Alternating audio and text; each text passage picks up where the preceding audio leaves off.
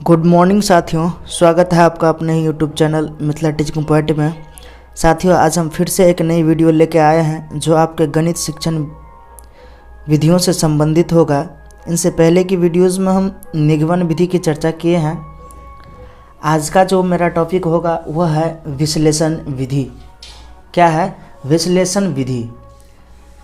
ये जो गणित पेडागोजी के सीरीज चला रहे हैं वह सभी टीचिंग एग्ज़ाम्स के लिए बेहद महत्वपूर्ण है। इसलिए इन सीरीज़ को अच्छे तरीक़ा से सभी वीडियोस को देख लीजिए और उनसे संबंधित नोट्स बना लीजिए और उनको बढ़िया से पढ़ लीजिए। मैथ पेडागोजी गणित शिक्षण विधियों से संबंधित जो भी टॉपिक पूछा जाता है उनमें आपको कोई भी दिक्कत नहीं होगा। ज्यों ही ये मेरा पेडागोजी का सीरीज़ ख़त्म होता है, इनसे संबंधित तुरंत अभ्यास प्रश्न लेके आएंगे और सारा डॉट जो भी रह जाएगा वो क्लियर हो जाएगा। देखिए क्या है विश्लेषण विधि। विश्लेषण विधि में देखिए विश्लेषण का अर्थ क्या होता है। विश्लेषण विधि में विश्लेषण का शब्दार्थ होता है खंड खंड करना। क्या होता है? खंड खंड करना। अर्थात कहने का इसका मतलब हुआ कि तोड़ना। विश्लेषण का मतलब क्या होता है? तोड़ना, खंड खंड, टुकड़ों में बांटना। अतः इस विधि में बालक किसी जटिल समस्या का समाधान खंड खंड करके अपनी मानसिक शक्तियों की सहायता से करता है। अर्थात कोई भी कार्य, जटिल से जटिल कार्य अगर उनके सामने आती है तो उनको क्या करता है? टुकड़ों में बांट करके, छोटे छोटे हिस्सों में बांट करके फिर उनको सॉल्व करने की कोशिश करता है। फिर है इस विधि में प्रत्येक पद का विशिष्ट महत्व होता है तथा बालक क्यों और कैसे द्वारा समस्या के हल तक पहुंचते हैं। कोई भी समस्या आता है तो उनको टुकड़ों टुकड़ों में बांट करके सॉल्व करने की कोशिश करता है। जिन टुकड़ों का जो भी टुकड़ा बनता है सभी का एक विशिष्ट महत्व होता है, एक विशिष्ट अर्थ रखता है और उनमें क्यों और कैसे द्वारा समस्या के हल तक पहुंचता है। अर्थात हर एक टुकड़ों पे प्रश्न खड़ा करके और उन प्रश्नों को सॉल्व करके फिर क्या करता है? अपने आंसर तक पहुंचता है, अपनी समस्या को हल कर पाता है। फिर देखिए क्या है इस विधि की बीजगणित की समस्या। देखिए इस विधि की क्या क्या समस्या सॉल्व होता है इस विधि से। बीजगणित की समस्याओं, समीकरणों, रेखा गणितीय परिमेयों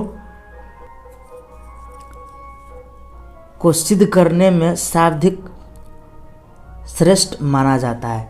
यह विधि किसके लिए सबसे श्रेष्ठ माना जाता है? तो बीजगणित की समस्या को, बीजगणित को ऐसे ही सॉल्व किया जाता है। बीजगणित के बड़े से बड़े सवालों को छोटे छोटे टुकड़ों में, जैसे कई 2 से 3 सूत्र जैसे लगता है तो छोटा छोटा समस्या को सॉल्व करके छोटा सूत्र लगाए, फिर दूसरा सूत्र लगाए, तीसरा सूत्र लगाए, हिस्सों में बांट करके उनको सॉल्व करने की कोशिश करते हैं। समीकरणों को भी ऐसे ही किया जाता है। समीकरण में भी कई समीकरण, जैसे समीकरण 1 बना, समीकरण 2 बना, फिर उनको समीकरण को ऐड करते हैं। रेखा गणितीय परिमेय, इन सभी में क्या होता है? विश्लेषण विधि का ही प्रयोग किया जाता है। माध्यमिक स्तर की कक्षाओं के गणित शिक्षण के लिए यह अत्यंत उपयोगी है। माध्यमिक स्तर के जितने भी गणित के क्वेश्चंस होते हैं, क्वेरीज होते हैं, उनको सॉल्व करने के लिए इन्हीं विधियों का प्रयोग किया जाता है। अब देखिए विश्लेषण विधि के कुछ सूत्र भी है। विश्लेषण विधि के शिक्षण सूत्र, इसका शिक्षण सूत्र क्या है?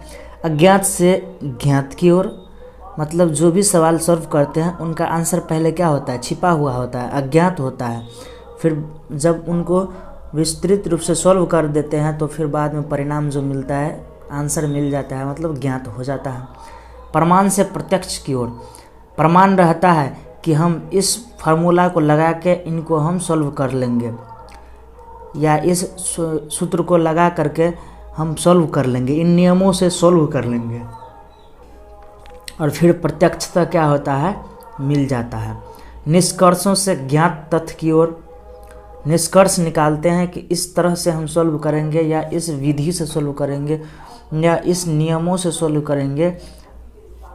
पहले ही निष्कर्ष निकाल लेते हैं कि इन सूत्र को लगाने से पक्का निकलेगा ही निकलेगा, फिर ज्ञात तथ्य ज्ञात हो ही जाता है। फिर देखिए विश्लेषण विधि के कुछ सोपान भी दिए गए हैं।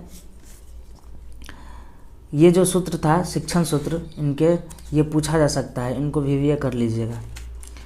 विश्लेषण विधि के सोपान, इनसे प्रश्न पूछता ही है। देखिए समस्या की प्रस्तुति अर्थात देखना, विश्लेषण विधि के फर्स्ट सोपान क्या है, प्रथम चरण क्या है। सोपान का मतलब होता है चरण, सबसे पहले उनको सॉल्व करेंगे तो क्या करेंगे विश्लेषण विधि में। समस्या की प्रस्तुति, सबसे पहले समस्या को देखेंगे, फिर देखिए समस्या की अनुभूति, फिर उनको अनुभव करेंगे। विश्लेषण विधि में क्या करेंगे, पहले समस्या की प्रस्तुति, समस्या को देखेंगे, फिर समस्या को अनुभव करेंगे और फिर समस्या की विश्लेषण अर्थात उनको खंड खंड रूप टुकड़ों में क्या करेंगे, तोड़ेंगे और प्रत्येक खंड का क्रमबद्ध रूप से हल ज्ञात करना। तो विश्लेषण विधि का कुल सोपान समझने का तात्पर्य देखिए क्या हुआ। सबसे पहले समस्या को देखेंगे, फिर समस्या का अनुभव करेंगे, फिर उनको खंड खंड अलग अलग टुकड़ों में तोड़ेंगे और फिर क्या करेंगे, अंजाम तक पहुंचाने की कोशिश करेंगे, हल ज्ञात करने की कोशिश करेंगे। फिर देखिए विश्लेषण विधि के कुछ इम्पोर्टेंट गुण है, प्रॉपर्टीज़ है। इनकी क्या प्रॉपर्टीज़ है, फर्स्ट देखिए, ये मनोवैज्ञानिक तथा वैज्ञानिक विधि है। विश्लेषण विधि कैसा विधि है, तो मनोवैज्ञानिक है और वैज्ञानिक, मनोवैज्ञानिक और वैज्ञानिक साइंटिफिक तरीके से भी इनका यूज़ होता है और साइकोलॉजिस्ट के रूप में भी, साइकोलॉजिस्ट भी इनका प्रयोग करते हैं। विश्लेषण विधि का साइंटिस्ट भी करते हैं और साइकोलॉजिस्ट भी करते हैं। विद्यार्थी समस्या का समाधान करना तर्कों के माध्यम से स्वयं सीखते हैं। देखिए विद्यार्थी समस्याओं को इस विधि से जो हल करते हैं ना, तो खुद से तर्क करके वितर्क करके सीखते हैं, क्योंकि टुकड़ों टुकड़ों में बट जाता है तो छोटे छोटे टुकड़ों को सॉल्व करना स्टूडेंट के लिए क्या हो जाता है, आसान हो जाता है। फिर विश्लेषण द्वारा अर्जित ज्ञान अस्थायी होता है। सही बात है, कोई भी चीज़ों को टुकड़े टुकड़ों में तोड़ तोड़ करके, छोटे छोटे रूपों में तोड़ तोड़ करके समझते हैं, अगर समझ के पढ़ लेते हैं तो वो ज्ञान क्या होता है, अस्थायी होता है। इसलिए कहा गया है कि विश्लेषण विधि द्वारा अर्जित ज्ञान स्थायी होता है। अगला है अध्यापक तथा छात्र दोनों सक्रिय रहता है। जब भी टुकड़ों टुकड़ों में बांट के पढ़ा तो उसमें अध्यापक और छात्र दोनों पूछा जा सकता है। विश्लेषण विधि में सक्रिय होते हैं अध्यापक तथा छात्र दोनों या इनमें से कोई नहीं। तो क्या होगा, विश्लेषण विधि में अध्यापक और छात्र दोनों सक्रिय होते हैं। फिर है विश्लेषण विधि के कुछ दोष। देखिए इनके दोष क्या है, कुछ दोष भी है इनके। विश्लेषण विधि प्राथमिक कक्षाओं के लिए अनुपयोगी है। सही बात है, छोटे बच्चों के लिए अनुपयोगी है। उनको तोड़ तोड़ करके समझना थोड़ा कठिन हो जाएगा, भ्रमित हो जाएगा, टुकड़ा टुकड़ा करना उनको नहीं आएगा। फिर है समय तथा परिश्रम अधिक लगता है। देखिए समय तो लगेगा ही, जब ये टुकड़ों टुकड़ों में तोड़ेगा और टुकड़ों में बांट करके पढ़ेगा तो परिश्रम भी अधिक लगेगा। अगला है पाठ्यक्रम देर से पूर्ण होता है। कुछ समय अधिक लगता है तो पाठ्यक्रम में डिले होगा ही। तो ये तीनों इनके क्या थे, विश्लेषण विधि के दोष था। तो आपने देखे कि विश्लेषण विधि क्या है, विश्लेषण विधि के गुण क्या है, इनके सूत्र क्या है, इनका सोपान क्या है और विश्लेषण विधि के दोष क्या है। तो इनसे प्रश्न बहुत बार पूछा गया है और पूछे भी जाएंगे। आगे आने वाले जो भी सीटेट है या बीटेट है या एचटेट है, रीट है, एमपीटेट है, केवीएस है, डीट्रिपल भी है, एनबीएस, हर तरह के एग्ज़ाम्स में इनसे क्वेश्चंस फंसते हैं।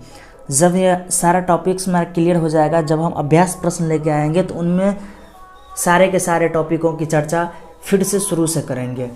तो चलिए आज के लिए रखते हैं इतना ही, फिर मिलते हैं नेक्स्ट वीडियो में नए कंटेंट के साथ। नेक्स्ट वीडियो में जो चर्चा करेंगे वो चर्चा करेंगे संश्लेषण विधि।